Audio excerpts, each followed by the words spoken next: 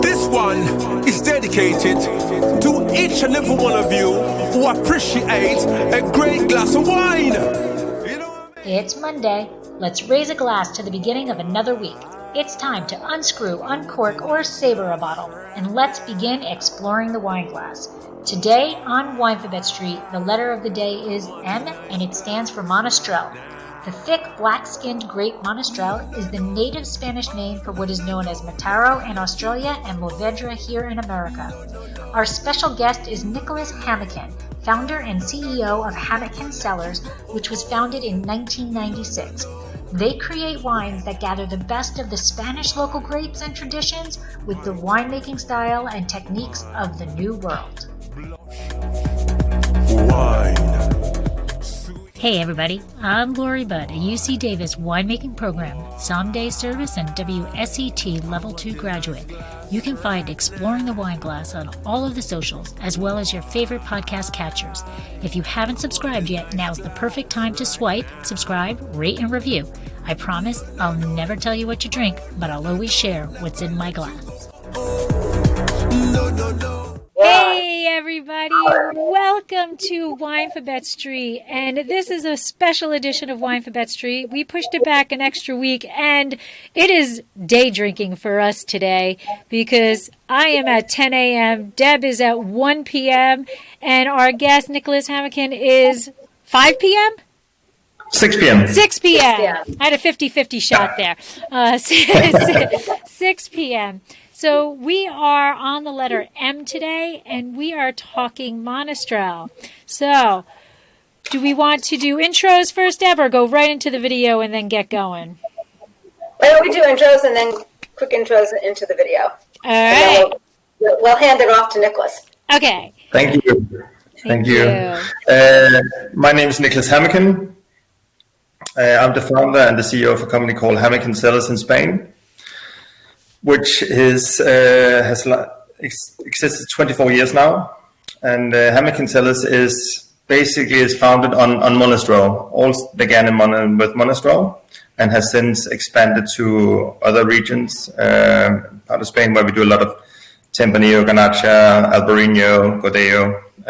But it all began with Monastrell in the southeastern part of Spain, in Mourvedre region, where we made wines as from 96 in Romilla and in Yecla, which we're going to taste later on in the program.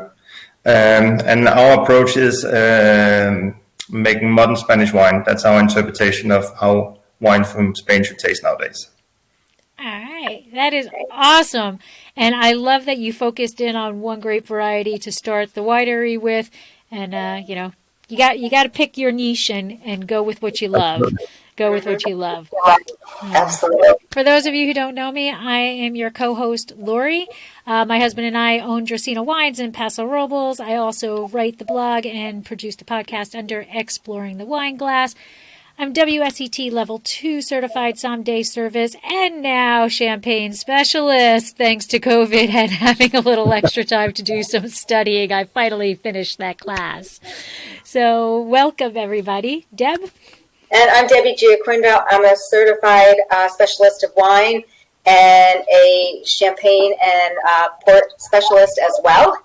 And I'm go under the Hudson Valley Wine Goddess, and I'm a wine blogger, wine writer. I'm author of Tapping the Hudson Valley, and I'm a co-owner of a restaurant, Kitchen 330, that unfortunately we just closed our doors, but we are looking for a new home. So I think that's it in a nutshell. All right, and on to bigger and better things with Kitchen 330. That's right. All right, so we're here with the letter M today, so let's get going.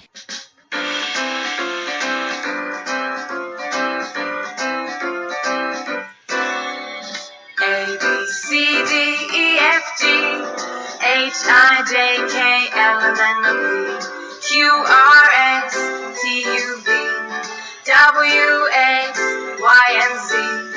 Now I know my ABC. Next time, won't you sing with me? So we are here today for the letter M. So Nicholas, thank you very much for taking time out of your busy schedule to share your My pleasure. expertise on Monastrell. And the first question I always ask is the origin story. So what got you into wine? When did you fall in love with wine and know that this is where you wanted to go with your life? Well, basically, I'm born and raised in Denmark, and I started my life as a cellar master in Denmark, in Copenhagen. And when I finished my business studies and my job as a cellar master, I had the opportunity to work in Germany. I had the opportunity to work in France and Spain as a post-graduation experience. And then I worked 10 years in UK, worked for a company owned by Seagrams at that time called PODBEAN. And that really sort of trained me to do what I'm doing now, because I was having a technical background. And then suddenly I understood what the commercial need is when you talk to consumers. My wife, Lotte, who is a dentist, she got a job in Spain, and that was in '96. And then I hadn't a lot of experience with Spain at that time. I had a fantastic time in the northern part of Spain, but I, at that time, felt that you had a great potential with Spanish wines. They were, in early 90s, they were quite rustic, the wines, but beneath that, they had a great fruit. So when we moved down in '96, I had the opportunity to start with one winery in Romia, and that's called Finca Luzon now, and that's widely distributed in the US market. And I managed to start up working with a winery called Castaño, also widely distributed in the US market.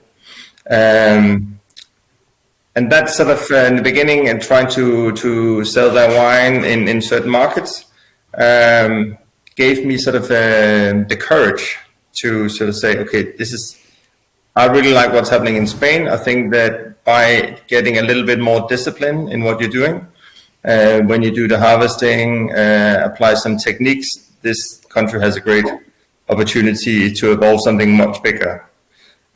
So it was, I think it's something about the timing. It's really good timing, because it was just there when it started. You had a second generation of winemakers going out, traveling, coming back, being curious about what the Spanish wine industry is all about. And since early 2000, when we started to do our own wines, it has grown since.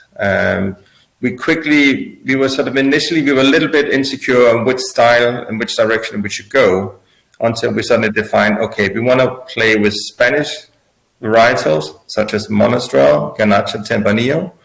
And when we figured that out, then suddenly it was pretty straightforward. So we wanted to go in and respect the typicity of the region, but we wanted to do our interpretation, and we wanted particularly try to apply some of the New World technique to be a little bit more cautious with the fruit, since Spain is a very hot, in many places, a hot climate like California. You have to be particularly careful. If we talk with a grape variety Monastrell, which is a bit susceptible to oxidation, you have to be even more careful. And this is the way we played along. So our wines, the way we do our business since actually nearly day one, is that we want to give that sort of modern twist, modern expression of how we believe Spanish wine should taste. And that is focused on the fruit. It should be that freshness you have and that pure expression of the varietal. Sometimes with oak, other times without oak. So Now, was the grape always in Spain? Is that the home, the birthplace, or was it like brought in from France originally, or anything like that? as far as I know, it's always been in Spain. And what is peculiar about Monastrell is 70%. I'm not really sure it's pretty, but 70% of all Monastrell wine is produced in the Levante and Murcia region. Oh. So that's Levante is Valencia, Alicante region on the eastern side towards Mediterranean Sea. And then you're slightly inland, you have Murcia, which is Jumilla or Jumilla, Yecla and Buyas. So that actually surprised you that it's such a big part of the world production is in these two areas. When you have famous areas like Chateauneuf that produces their fantastic Chateauneuf wines, or you have Mataro from Australia. But that's how it is. And do you think, like, where did the diversion of the name come from? Like, so Monastrell, like, you talk to Americans, and I was saying, we're doing M for Monastrell, and they didn't even, a large number of people don't even recognize that name because we don't call it that here. They do. Right. But so it's like grape with. Yeah. I always try to say, I always begin with the story of Mourvedre, because there's some people who have tasted a Rhone wine and then suddenly, okay, so it's that kind of spicy style of grape. Correct. And then we take it from there. And then I said, well, in Spain it's called Monastrell, Mataro in Australia, and then we take it, move on. So that's how I explain it, the name of the varietal. Do you think that that's a problem? Because, there's other grape, Syrah and Shiraz, the same concept of it's the same grape, but a different name by the region. Do you find that a marketing problem? Or if realistically, from a marketing perspective, there's only two famous things in Spain if you look to enter the American market, and that's two brands, Rioja and Tempranillo. That's what the consumer knows. And everything is a nice add-on. Some people know a little bit of something called Albarino, but it's more niche. And that's what we have to bear in mind. So of course it is a challenge.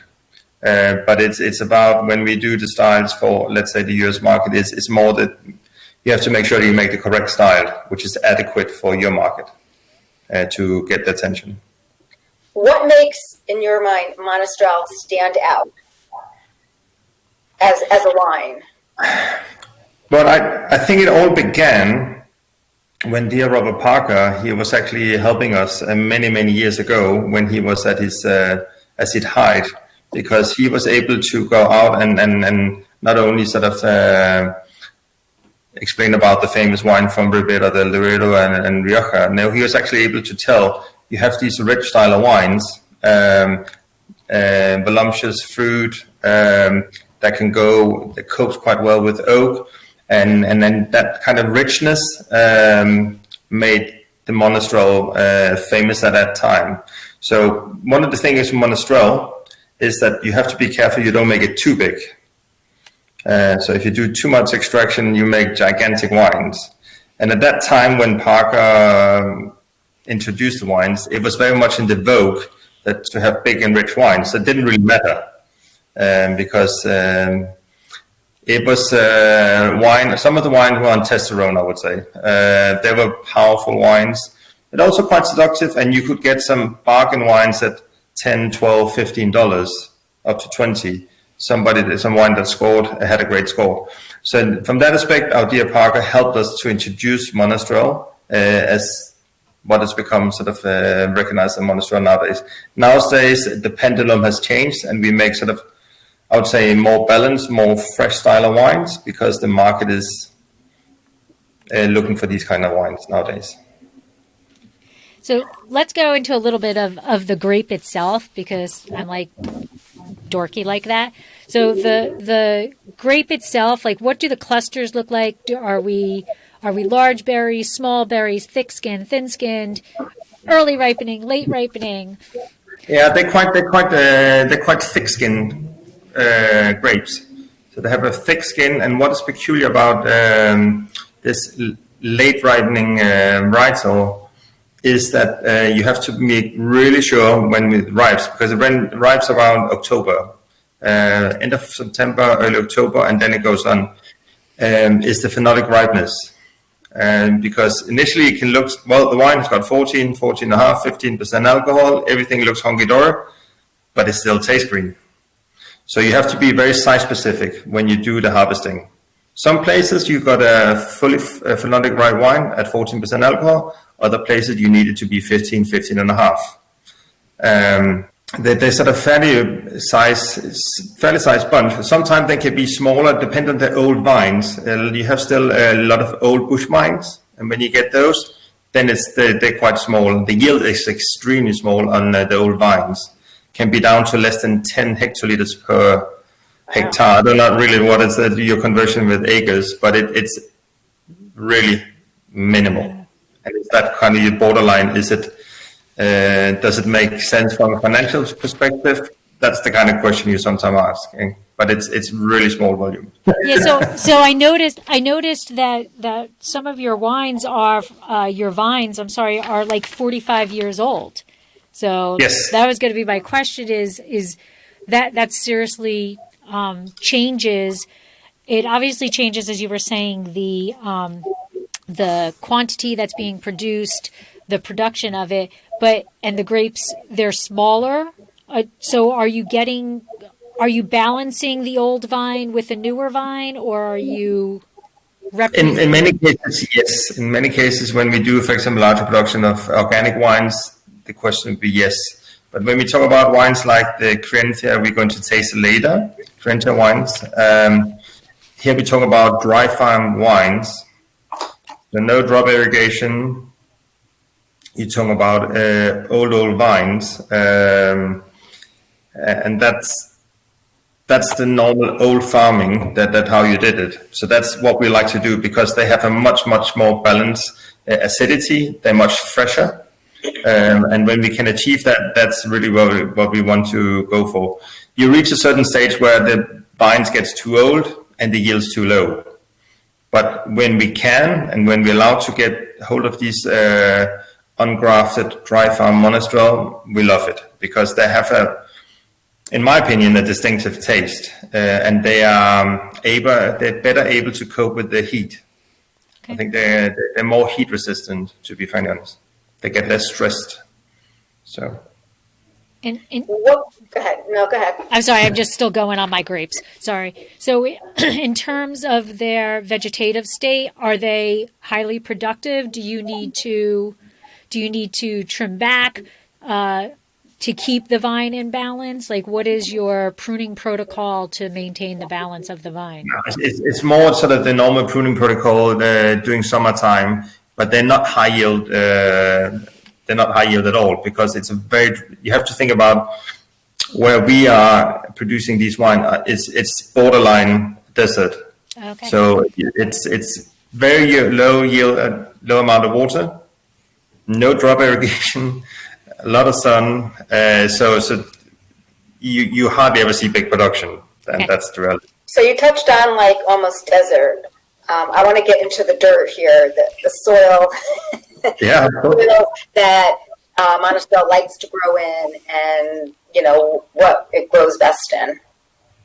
So basically, a lot of the soil in the Mourvedre region is sandy and gravel soil.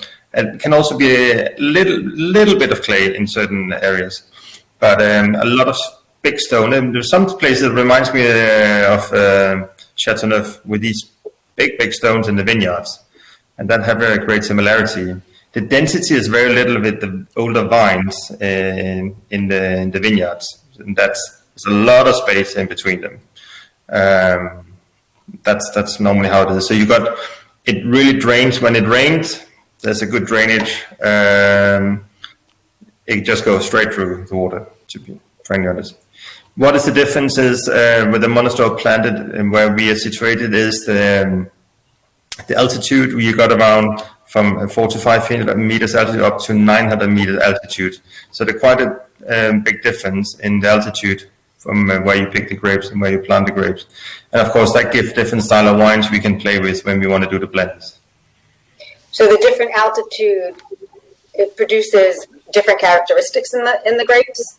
Yes, because some of the vineyards are closer to the Mediterranean Sea, and they'll be sort of slightly warmer during the night, both warm during the day and not warm, but warmer during the night, where you have more continental climate further inland, where you have great heat during the day, but it cools down at night.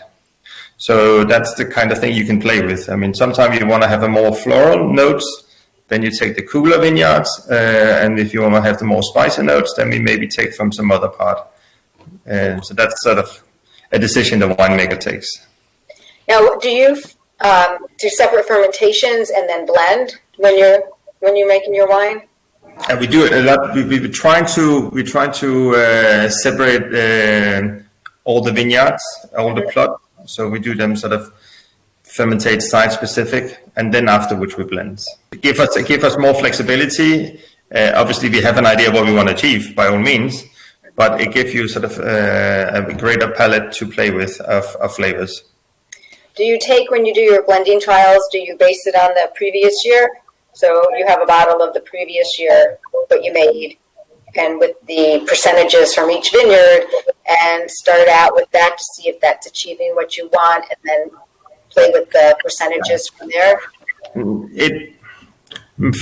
We just spoke to some of my colleagues here before this video call, and for example, 2019 was an absolutely amazing year, historical year. Everything was perfect. And then you get 2020, which is a more challenging year that turned out to be okay, good. And there we were not able to copy 2019. That was just not a possibility. So we're just trying to sort of to do all the things, make sure that we had healthy grapes to pick, and take it from there. So I think always when you try to do something, by all means, we have recipes how we want to achieve things. But Mother Nature sometimes tells us things are not like that always. So you also have to do a lot of improvisation when you do things. But obviously we have a clear idea of what we want to achieve. Right. Right. So we want that freshness in the wines. We want that sort of optimal phenolic ripeness. So you have that smooth tannins, very important to us. And we want a style that we call our high style. So that you would definitely taste in our wines. And your barrel protocol seems to be 100% French oak. In these cases, when we can get away and when we feel rich enough, then we use French oak. But I would say to these style of wines, it just the French oak, and also many times use French oak, give that little bit of spiciness, and that depends a little bit the style of wine we want to make. We're not shy of using American oak, but we want to use it in a balanced way so the oak doesn't take over. The fruit is always the most important thing for us, and then if the oak can support the fruit, then we're very happy about it. And is your French oak, are you using new, I know you said when dollars matter, because they always do, but is it typically new French oak, or are you balancing some new French oak with? It's very much a mix, okay. Because actually I like both. Yes, of course, new French oak. If I could choose every time, we would only use French 500 American oak from Burgundy. Fantastic, but we can't afford it. So that's reality. But then I also like sometimes they use 1 or 2 year old used oak from very good suppliers we have from oak. We got some very good context, and what oak can do there, just give that what sometimes those particular wines need. So it's very much case by case, I have to say. Okay. And how much does Monastrell love that oak? Are you losing a lot to that angel share? Is it absorbing into it? Yeah, it does well. It's not a major problem. It's not a major problem. What we're more concerned about is the oxidation, because Monastrell is an oxidative grape variety. So you have to be really careful. You have to make sure that you're constantly topping the barrels and all that stuff. From my perspective there, I'm a bit more hysterical there. And I want to make sure that all our wines have that freshness. And when I say freshness, because I'm against that rustic notes, that I'm not very keen on. And if you're not really careful here, over the summer, normally the wine would be fantastic. When you have a new harvest, the wine starts to open around May the following year, and you start sort of to have those, after being very closed, and start to open up and be very aromatic during the summer. But if you're not really careful about it, then you will get some rustic notes after the summer heat, where it becomes incredible hot over the summer. So that's why we are very disciplined about it, keep a very cool temperature, and just make sure that we don't have any oxidation. Where oxidation for the grape variety plays a big part, it doesn't work well for Monastrell. And what would you say, like if somebody is new to Monastrell, how would you describe the aromas and the palate to somebody? Yeah, for me, it's give a classic. Got these sort of gorgeous berry fruit, and sometimes you can have notes of if you had a non-oak Monastrell, it can be quite floral. It can also, when it gets a little bit of age, get spicy white pepper notes, which is quite typical for it. And you can also get some kind of herbs, notes of herbs, and that depends a little bit from which part of the region they comes from. And that's very distinctive for the wine. When I feel that you sometimes, if what you have to be careful of, if you extract the wine too much, then you would get afterwards dark licorice notes of that, and that becomes a little bit too dominant. It takes over your blend. So that's why I would say, I would warn people to say, be careful, not going over the top, because the evolution will be a little bit difficult. When it evolves, then you definitely have notes of plums, these kind of flavors shine through. And you will have that kind of a richness on the palate. So in terms of your fruit themselves, are you estate or are you sourcing or a combination of both? No, we're sourcing. We are, as a company, what you call asset light. So we are using other people's facilities and people we've known for many, many years. Some we've known, many of them 10, 15, 20 years plus. So we are what you call friendly competitors. They have their style of wine. We have our style, and we go to the fairs and try to sell as much as we can. But we drink beers afterwards. There you go. Yep. There you go. Good beer makes good wine. Yeah. Yeah. So when you were talking about the aromas, I was smelling the wine, and what a difference! Absolutely. What a difference! Huge difference, and then obviously it's done on purpose. We want to sort of highlight different style. And which one did you smell of the three? Did you smell all of them? I smelled all three of them. Yeah. Do we want to go in, Laurie, to talk about them? Yeah, sure. It sounds like a perfect time. Yeah. So we have the Juventud is the younger style of the three Monastrell wines we are having today. And basically, what is interesting about this wine is that it's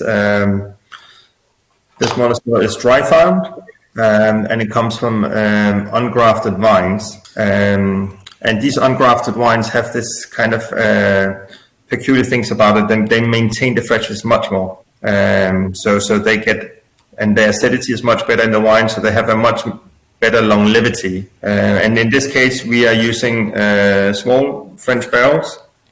When I say small, we play around with some wines. We play with 225 liters French barrels, new and used oak. And we also play with some of the top wines with 500 liter barrels from Burgundy. We get French barrels. So that's why I'm telling that.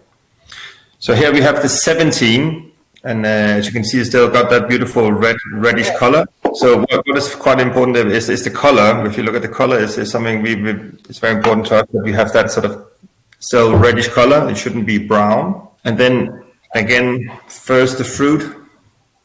We're going into 2017, so we're starting to get those secondary aromas now. But there should be a nice balance between sort of the secondary aromas of a Monastrell and the oak. So we first want the fruit, the notes, and then just afterwards we would like the oak to kick in. Nice, like you said, freshness, nice freshness. I forgot to taste the 15. Yeah. And now, a word from our sponsor.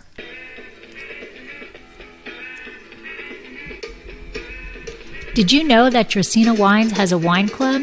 We named it the Chalk Club. Draco is on our label, but Vegas was getting a bit jealous, so we decided he deserved to be our wine club spokesdog. In Las Vegas, betting chalk means that you are betting on all of the favorites, and we're gambling that once you taste our wines, we will become one of your favorite wineries.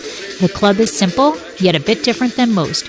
We don't ask for a lot of commitment like others do. Wager with us, and you'll receive 3 bottles twice a year. You can choose between all red or mixed. Begin your membership with 15% off all your purchases, but stick with us and be rewarded with a progressive discount. Let your membership ride into the next year and your discount increases.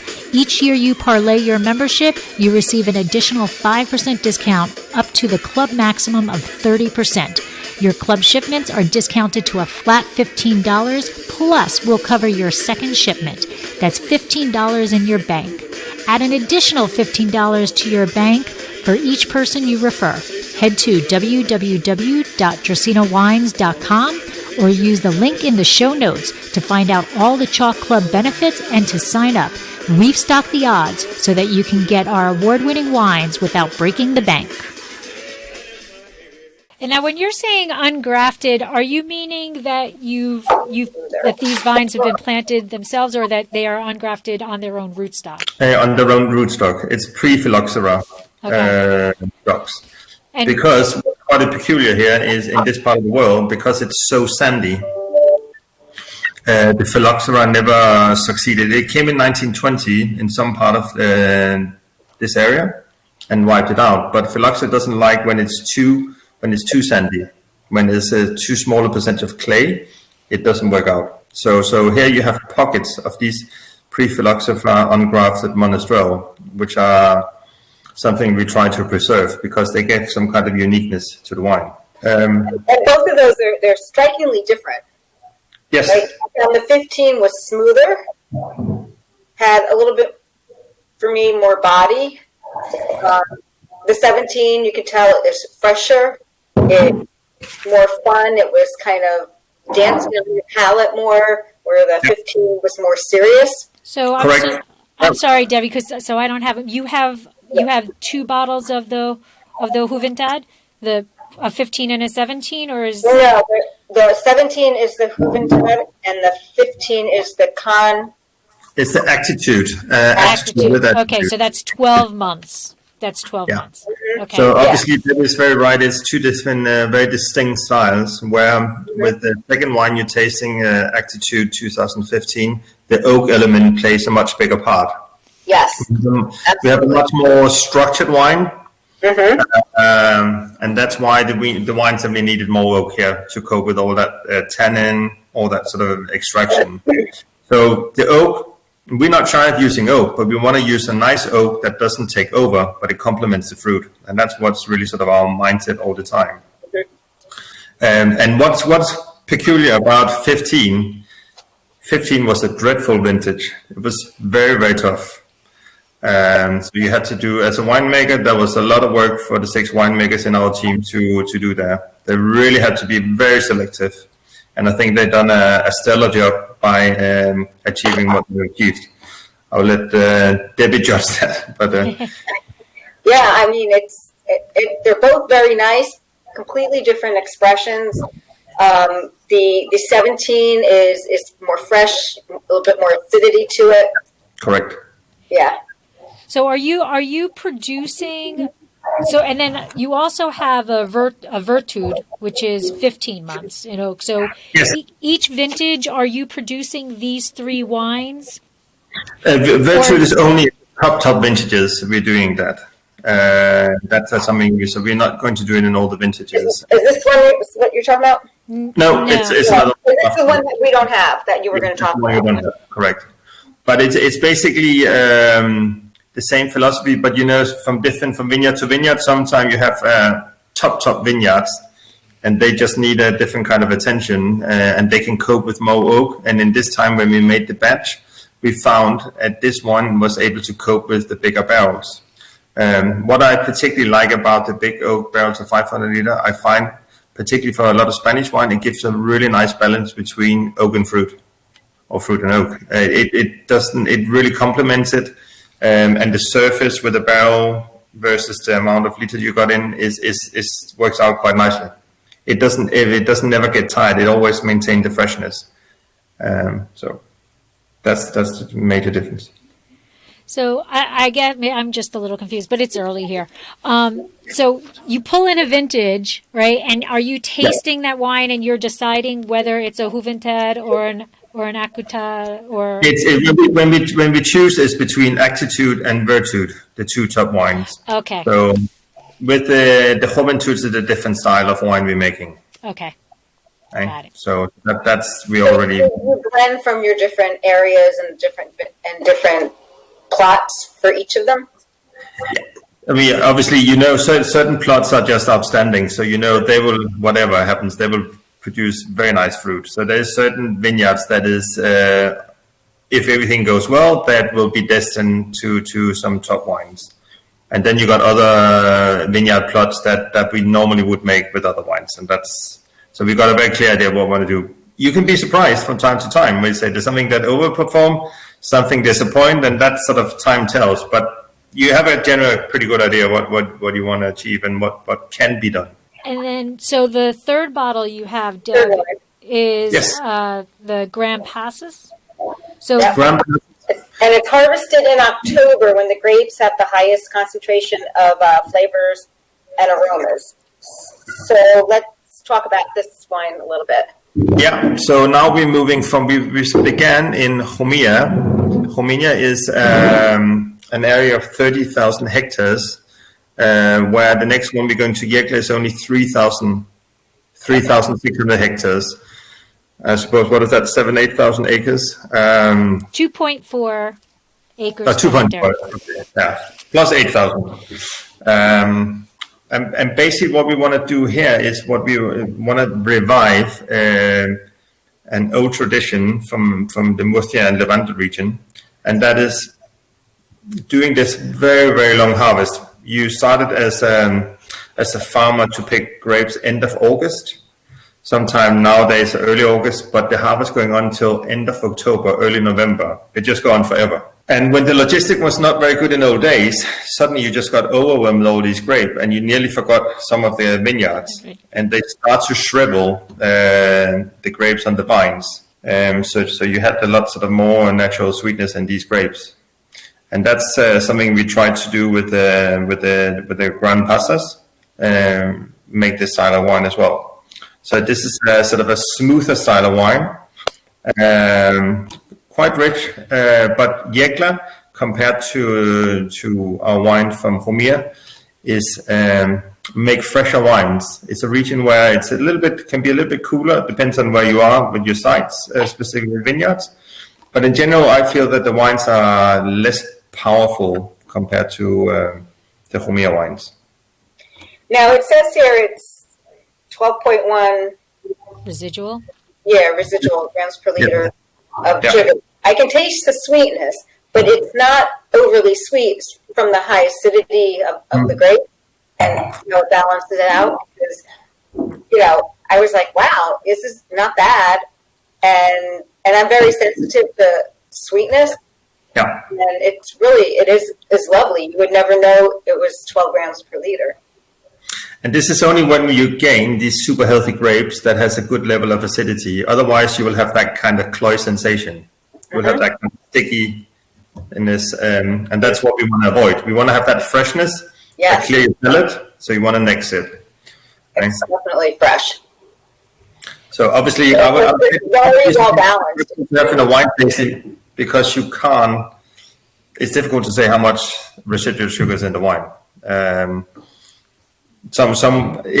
I would struggle to say it had 12 myself. Yeah, it's very well balanced. Yeah. Extremely well balanced.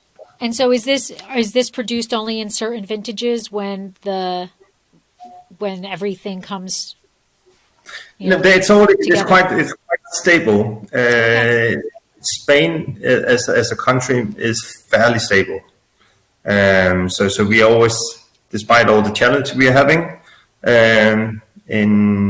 particularly in the Mourvedre region, we are nearly always able to make these wines.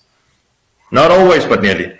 So, but in a year like this, normal classic year, we're able to do it this year as well. So, but it is really weird to see these old vines with these small bunches of grapes left hanging there. It looks a bit weird, I have to say, but it makes some gorgeous wines. I saw some pictures on your Instagram feed of the grapes. I personally think they're pretty, but that's okay. So the other wines, the first ones that you tasted, go under the label of Crinthia. Yep. So that means belief. So can you tell us how that name plays into your vision for the wine itself? Or should I just read what it says here on the bottle? Yeah, you can read. It says here, Crinthia for our winemaker means belief. Belief in the dark attitude of Monastrell. belief in the dry farm methods that enrich our harvest, belief that 12 months on French oak gives an intriguing intensity to be appreciated, belief that the fusion of our winemaking styles, belief that you will have an unforgettable experience. Ah, Yep. I love that. very nice. Yeah. Very nice. So that's very much what it's all about. Pasas obviously means raisin in Spanish. So that's the kind of raisiny effect we want to get when the grapes start to shrivel on the vine, and that's why we were able to register pasas. We have a normal pasas as well, which is a little bit the same kind of way we were thinking about making a fresher style, a little bit like the Juventud. The wine we are doing in that family range is a younger, so it's now 2019. And here you're having a more playing with elements of the herbs. It's got more sort of notes of herbs among the fruit as well. And it's quite silky smooth on the palate. So different interpretation of how Monastrell can taste. Yes. And where? So- Go ahead, Deb. Go ahead. No, you go ahead, because I'm going to change the subject. So you go ahead. So with these, the 6 months, the 12 months, the 15 months, where do you see the window of drinking for these wines? The Juventud, I'm thinking you're releasing with the expectation that they're going to drink that pretty young, but Correct. as they get older, the Virtud, what's the laying down ability? The cellar. But the thing is, with the acidity these wines have got, they can keep for a long time. The big ones, the Attitude and the Virtud. So it's when we release the wines, our purpose always that you can drink them when we release the wines. It's not something you have to put in your cellar 3 years. However, they can age very nicely because of the acidity, and they will have. So we would release them when they have sort of done their sort of primary fruit, and we go into the sort of secondary kind of fruit, and then take it from there. We started with the 2015 harvest, and now we sort of see how the wines are evolving. And it is actually quite interesting to see with the Attitude and the Virtud, they really start to open up now. So that means that they're probably sort of 4 or 5 years and beyond is when you really sort of would get a great drinking pleasure out of these wines. What is the prices, do you know, of The prices on the Juventud Grenze is $14.95 retail. Oh, wow. On the Attitude is $22.95, and on the Grand Passes is $14.95. Wow, fantastic prices. Yeah. I mean, this is an everyday drinking, Pleasure. For all around. It's just not, taste, but taste, price, the whole package. I mean, it's but wine doesn't matter. It should be every day because you never know what tomorrow brings. But, but definitely, this is definitely, now this is where I'm going to change the subject, go into food pairings. I can see a burger with this, and I can see duck meatballs with this. What kind of food would you pair with? We would like, and normally I'd say now we're going into the fall, we like sort of the little bit richer style. A stew, for example, is fantastic nowadays. And the weekends with a nice stew, when you have a little bit more time to prepare food, that's nice because you got that richness from the stew, pairs really well with the wines. We love these wines with our traditional paella. The rice dishes works very well. So these kind of things goes really well. And also you sort of, a lot of roasted meat is what you need. I would say the Attitude is nice for something a bit more meaty things. That goes really well. Where Juventud and Grand Pas are a bit more versatile with the food pairing. How about cheeses? What type of cheeses would you pair? Deb knows me so well. But the pastas, I would take the pastas with the cheeses, because when you have that kind of little bit softness, then both the hard cheese and the soft cheeses doesn't dry out the tannins. And that's what is the beauty of them.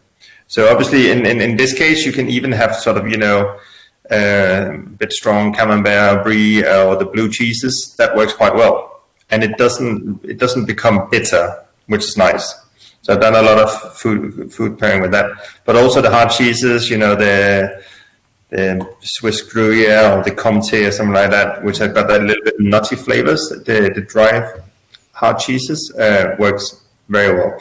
That you can use as well. The dry cheeses, the hard cheeses, you can use both with the Juventud and the Actitude as well, because you don't have to clash with the tannins. A little away from Monastrell and more back to you. You are, the winery is very involved in something called plastic change. Yes. Can you explain what that is and why it's important to you? And basically what we linked up is we have an agreement with a hotel company called goodwings.com. And every time we travel and spend money on our hotel spending, instead of using money on Google, the saving goes because we're not doing it via Google. We can spend the money saved on plastic change, which is an NGO that trying to change our world and trying to influence politicians, decision makers around the world to implement laws that can reduce the amount of plastic we use on a daily basis. They also try to influence big companies in thinking about how to reduce the amount of plastic they use. I know they have influenced a company like the big brewery Carlsberg, where you have the 6-packs with the plastic you normally put around. They have made a different policy now, so they have a pattern where they glue the 6 cans next to each other, so you don't need the plastic. These kind of things is something we are a great fan of, and I think if we can change and we can get the bigger player, the bigger supermarkets and all that to make their effort, I think we all can make the world a little bit better place to live. So that's our small contribution. Well, I like that a lot, and especially the whole, I was so happy to hear that whole Carlsberg thing with that, because we spend so much effort. Well, no, it's really not a lot of effort, but we do. Every time we have any of those rings, we're always cutting them for the animals, to protect the animals. Yes. So I was happy to hear that. And then I had to ask you, because I didn't really understand the picture, or I was hoping I was seeing. You have a picture on the website of a pelican. Do you know what I'm talking about? As the picture's kind of rotated through. It had to do with the plastic change, and I didn't know if it had to do with the animals being injured by the plastic. We've seen dreadful pictures of birds getting trapped with these things, a lot of plastic, and these kind of things where we can make just by changing our habits as a consumer. And if we sort of choose different kind of packaging, if we choose different product, the big manufacturer of these products will change. Right. And we can do it a little bit we can help NGOs influence our politician. If we as a consumer can do something ourselves at that, then we become very powerful, and then companies will change their way of dealing with these matters. And can people just can us little people be part of that also? Are they on? Most people are just going to plastic change, going and Google plastic change, and then you are part of a movement that's growing day by day. Okay. We as such, we're doing it through this company called goodwings.com, where just by when we travel, and when you're going to travel again, then you can book through Goodwings. You can just spend it donated to plastic change.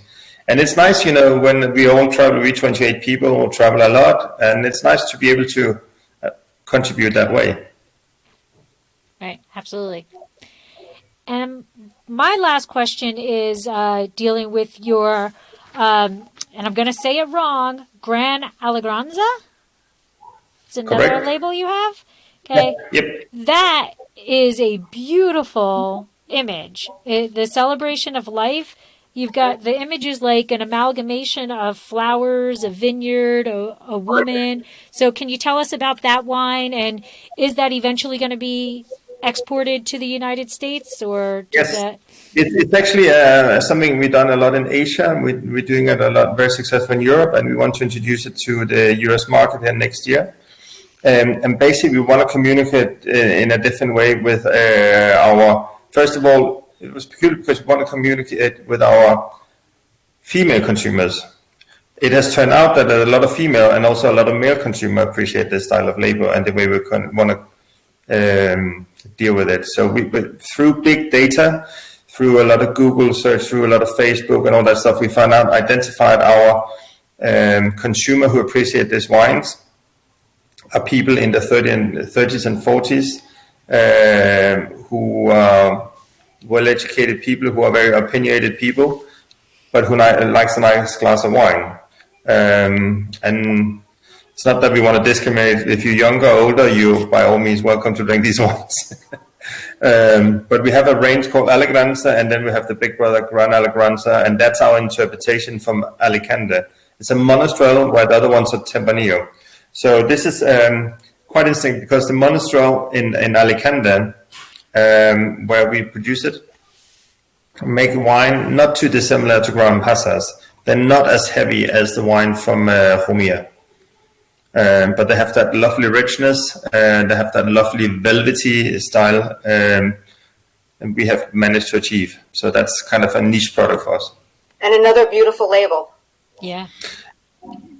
Yes. Thank you very much for telling us, because they spend a lot of time trying to do that design. Wine labels. If I knew nothing about you and I walked into a wine shop, I would grab your bottles. Just They are beautiful. on They are the beautiful. labels. Thank you. So I mean, they're very catching. They're beautiful. They're, it almost brings an excitement, but yet a calmness over you. And you're not trying to figure out what's in the bottle. It's stated right there very clearly. And I really like your packaging a lot. Thank you. We really spend a lot of time in trying to make attractive labels. And attractive label, what is that? I mean, it can be many things. But I think when we try to do it, and when we want to appeal, obviously, to a lot of people, we know it ourselves. When you look at another person, you are accessing that person's trying to say, do you find it attractive? Do you think the person's got nice eyes or beautiful smile or whatever? And that's the same with a wine label. You need to, that first kind of opportunity you have to shine. Absolutely. So anything else? Well, we are kind of coming up to our hour, so I just want to say, if somebody was listening to this and they just were going to the end and we were doing 3 fast facts about Monastrell, 3 things that you think people should remember about Monastrell, what would that be? I personally find when a Monastrell is good, it's got that fantastic lush fruit. It's got that beautiful spicy note, which is very charming.